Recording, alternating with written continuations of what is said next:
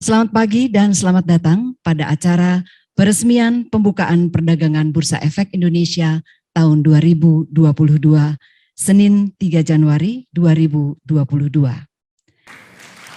Selanjutnya peresmian pembukaan perdagangan Bursa Efek Indonesia tahun 2022 ditandai dengan penekanan layar sentuh dan penandatanganan sertifikat.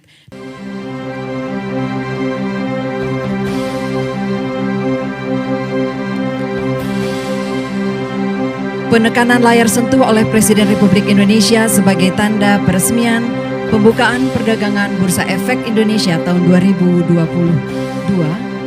dan kita akan hitung mundur bersama. Masih ada beberapa waktu. Kita hitung mundur bersama. 3, 2, 1.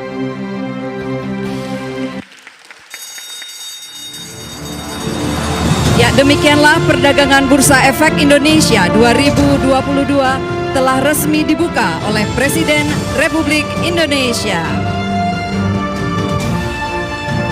Selanjutnya penandatanganan sertifikat pembukaan perdagangan Bursa Efek Indonesia tahun 2022 oleh Presiden Republik Indonesia.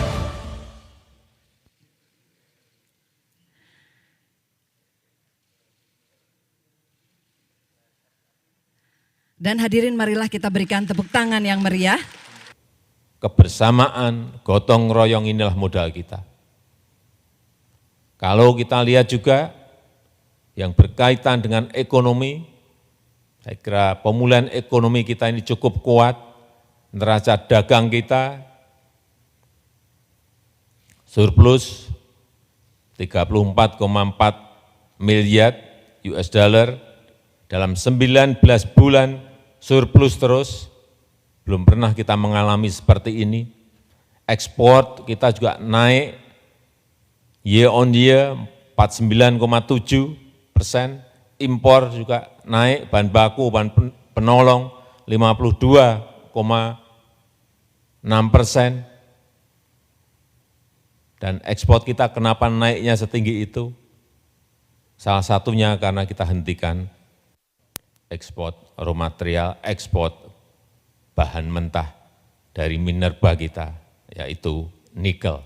Yang saya lihat biasanya hanya 1 sampai 2 miliar, kemarin akhir tahun sudah hampir mencapai 21 miliar, 20,8 miliar US dollar.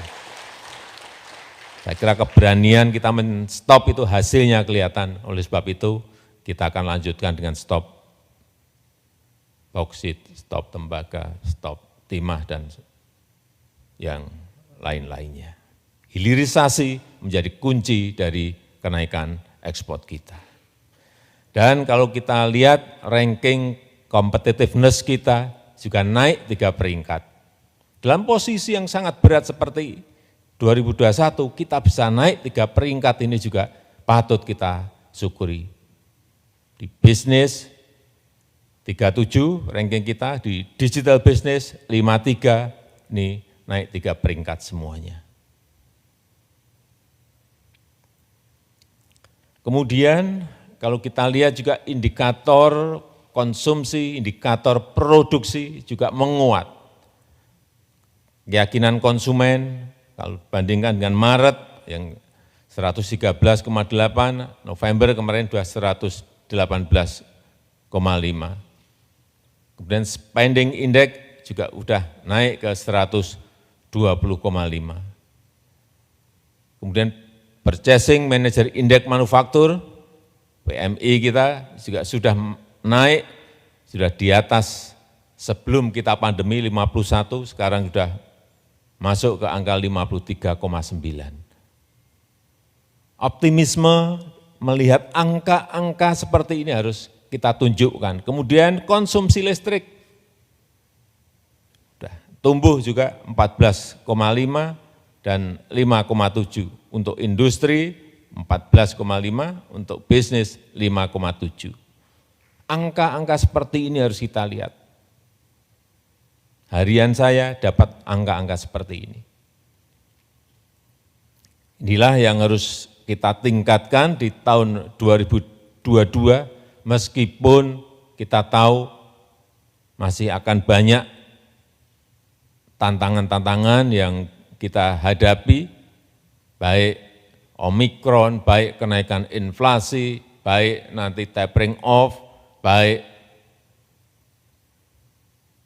kehilangan kontainer di mana-mana, baik negara-negara lain yang mengalami kelangkaan energi, yang ini akan mengganggu mungkin ekspor kita.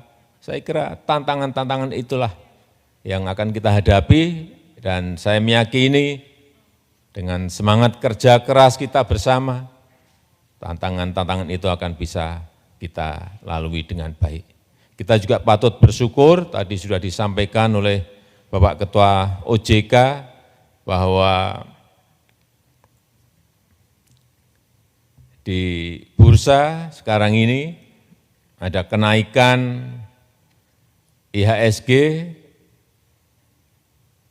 di 2021 dengan return 10,1%, ini sebuah angka yang lumayan tinggi, dan kalau dibandingkan dengan Filipina, dengan Malaysia, dengan Singapura, kita juga masih yang paling atas. Singapura di 9,8, Malaysia minus 3,7, Filipina minus 0,2%, kita di 10,1%. Ini juga patut kita syukuri.